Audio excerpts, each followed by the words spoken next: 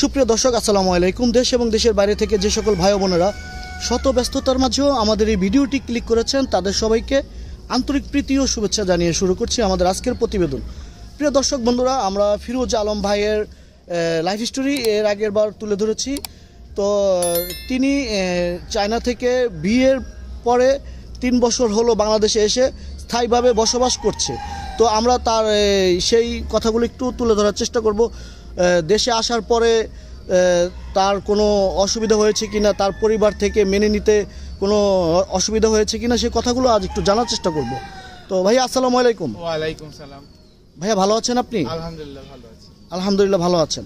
তো ভাইয়া আমার সর্বপ্রথম প্রশ্নটি হচ্ছে, আপনি যখন ফার্স্ট আপনি দেশে আসেন ভাবিকে নিয়ে এবং রিয়েলভাবে বসবাস করার সিদ্ধান্ত নিয়েই তো আসছেন, তাই না? জি জি। আচ্ছা, আসার পরে আপনার পরিবার থেকে কখনো কোনো চাপ দিয়েছে যে আপনি তো একটা মুসলিম পরিবারের ছেলে, আর নিশ্চয়ই ভাবি ধর্ম কি মুসলিম মুসলিম মুসলিম ধর্মই ছিল। আচ্ছা, মুসলিম ধর্মই ছিল। জি। আচ্ছা ভাইয়া, যখন আপনি প্রথম নিয়ে আসছেন, মানে আপনার প্রথম দিন যখন আপনার বাসায়তে নিয়ে আসছেন, বা সেখানে আপনার বাবা মা ছিল না, নাকি? প্রথম দিন বাসায় নিয়ে আসার সময় বাবা মা ছিল না। আচ্ছা, প্রথম দিন আমি এর আগে যখন বাংলাদেশে আসতাম, তখন আমি এসে আমার এক বন্ধুর বাসায় থাকতাম। আচ্ছা বাবা মাকে প্রথম দিনই ইন্ট্রোডিউস করাইনি, এটা আস্তে আস্তে পরে করাইতে হয়েছে। আচ্ছা, তো বাবা মার সাথে মানে প্রথম দিনের কথাটা একটু যদি শেয়ার করেন। প্রথম দিন বাবা মার সাথে প্রথম দিন ইন্ট্রোডিউস করানো, প্রথমে হচ্ছে আমার বাবা একসময় অসুস্থ হয়। আচ্ছা অসুস্থ হলে আমি তাকে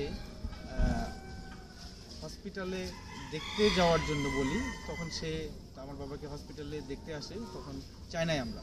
আচ্ছা, তো হসপিটালে সে একাই আসে আর কি। তখন হসপিটালে আমার বাবা মার সাথে প্রথম পরিচয়। এর আগে আমি বাংলাদেশে আসছি, এসে আমি বাংলাদেশে ছিলাম, তখন আর এরকম না, তখন বাবা মা জানতো না। আচ্ছা, মানে বিয়ে করার কতদিন পরে জানতে পেরেছে যে আপনি বিয়ে করেছেন? এমনি বিয়ে করেছি এটা সবাই জানতো, কিন্তু তাদেরকে নিয়ে আসা হয়নি। বিয়ে করার অল্প কিছু দিনের মধ্যেই জানাইছি, এখানে লুকোচুরির কিছু রাখিনি আর কি, জানিয়ে দিয়েছি। তারা হয়তো বা তাদের কিছু মন্তব্য ছিল, বা যেটাই হোক, পছন্দ অপছন্দের ব্যাপার ছিল, কিন্তু এখন যেহেতু বিয়ে করে ফেলেছি, সেক্ষেত্রে তাদের এই স্কোপটা আর কি ছিল না যে বিয়ে করার পর না মেনে নেওয়া। তার কারণ আমি বাংলাদেশে বিয়ে করলেও যেরকম একজন যোগ্যতা সম্পন্ন নারী বিয়ে করতাম, চায়নাতেও আমি ওই রকমই মেয়ে বিয়ে করেছি, যে আমার মতো যোগ্যতার মাপকাঠিতে আমি মনে করি সে আমার মতো পরিশ্রমী এবং আমার মতো সমমনা, এবং আমার যে সমস্ত গুণগুলো আমি আমার মধ্যে রাখার চেষ্টা করি, সেই সমস্ত দিক থেকে আমরা সমকক্ষীয়। আচ্ছা ভাইয়া, আমি একটু আপুর কাছ থেকে জানতে চাচ্ছি, যে বিষয়টা সে বাংলাদেশে প্রথম আসার অভিজ্ঞতাটা, বা সে কিভাবে সেটা অ্যাকসেপ্ট করেছে, বা তার ভালো লাগাটা। 问你，就是你来孟加拉，孟加拉的今年，你就跟他们分享一下。就是怎么办签证，怎么来呢？这种。不是办签证，你来到孟加拉以后，你就感觉怎么样？然后呢，就是第一次来的时候，你是感觉怎么样？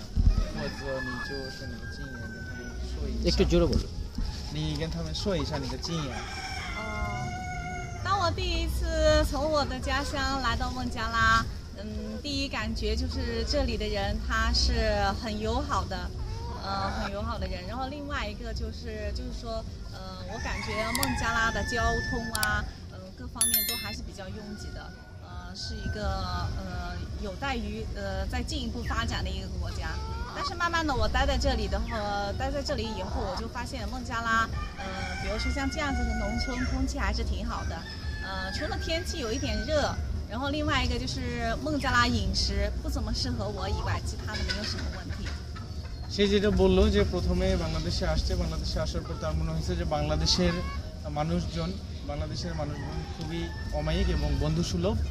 দ্বিতীয়টা, তার কাছে মনে হয়েছে যে বাংলাদেশের যেটা মেজর প্রবলেম সেটা হচ্ছে ট্রাফিক জ্যামটা একটু বেশি, আর বাংলাদেশের ফুড হ্যাবিটের সাথে সে হ্যাবিচুয়েটেড না, ফুড হ্যাবিটে অভ্যস্ত না।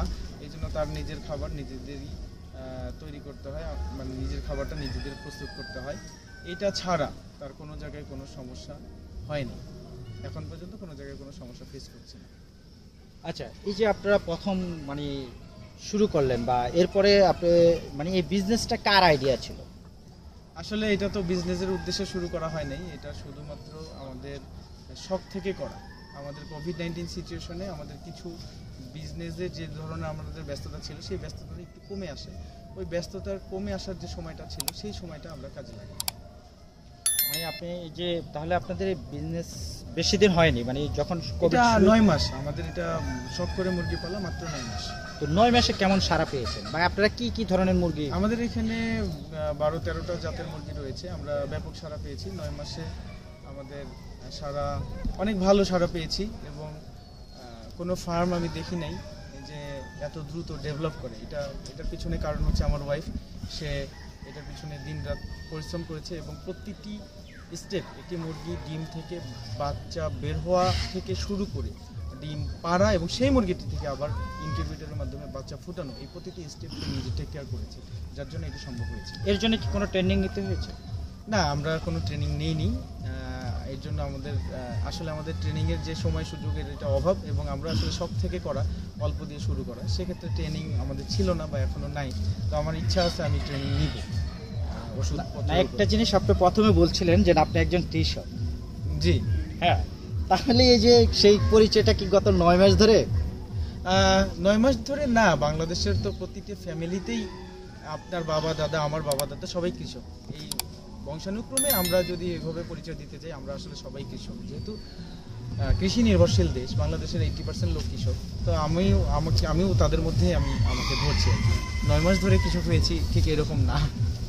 না, আপনি তো এখন বাংলাদেশে ধরেন আমাদের ওই যে বললেন বাপ দাদা, তাদের পদ্ধতিটা আলাদা ছিল, এখন তো আপনার ডিজিটাল যুগ, অনেক কিছু পরিবর্তন চলে আসছে। তো এই হিসাবে আপনি একটু বলেন, মানে আপনি কি ডিজিটাল উদ্যোক্তা? বা দেখেন আপনার এই ভিডিও দেখে তো অনেকে, মানে যারা যেমন দেখা গেছে ওই যে বললেন আমাদের